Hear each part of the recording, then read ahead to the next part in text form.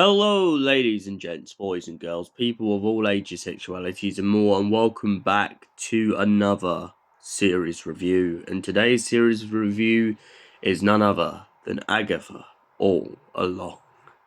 So, who exactly is Agtha for anyone who doesn't know? Agtha is a powerful witch from the dawn of the Marvel Cinematic Universe.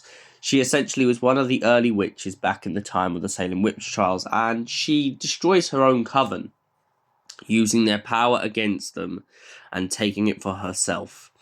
Then she ends up in a whole little town where Wanda Maximoff pretty much takes it over and puts everyone on a TV show. After that, Agtha is pretty much spellbound to the town for a very long time until she can break free.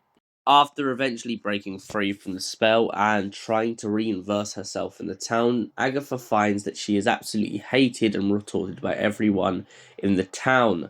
She knows, obviously, this is because of her part to play in Wanda Maximoff's illusions and the fact that she played along the whole time. But now, Agtha wants her way on the Witch's Road, a road that she doesn't quite believe exists, and all she really wants is a coven to take their power once again and restore her own.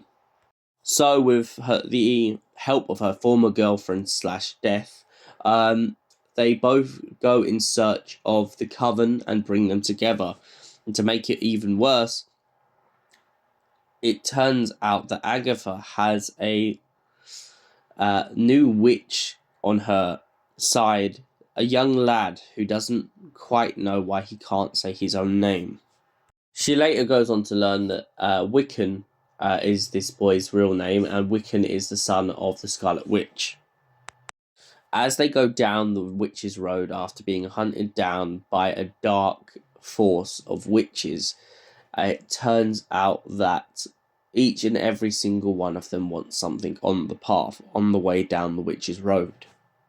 As the mystery begins to unravel, Wiccan tries to do his best to discover exactly what Agtha did and why her son is no longer around. Agtha applauds the fact that Wiccan originally believed that he could have been Agtha's son until the enchantment on his name is broken. However, task by task, witch by witch, each and every single one of the witches gets trapped along the way on the Witch's Road, Death not far behind. Agtha has moments with Death in which she and Death end up arguing over the prospect of exactly what's happening. And Agtha, knowing the price that she had to pay for her son, knows that she has no choice but to let Death take its time. Then we get a quick flashback to when Agtha was pretty much a very young woman and had a child, and it turns out that when her child was very sick, Death came to take her child away, and Agtha was given one last night with her son. Agtha then has a massive battle with Death at the end of the series, and pretty much ends up losing their life, coming back as nothing more than a ghost to haunt Wiccan. So, Agtha All Along, what are my thoughts in general? It's a great story with a great basis. And most importantly, it is another series that literally reinverses the idea of what witchcraft is and what it isn't. I like that it chucks a lot of superstitions out the window, and it also chucks a lot of things about brooms and such and such and so on out the window. It really goes back to the core basics of nature, and this is why I like things such as The Craft and Morgana and all these other films that have told the story of witches over the ages. These writers quite clearly have done their research and have looked into the side of the nature side of witches rather than trying to go on the demonic side.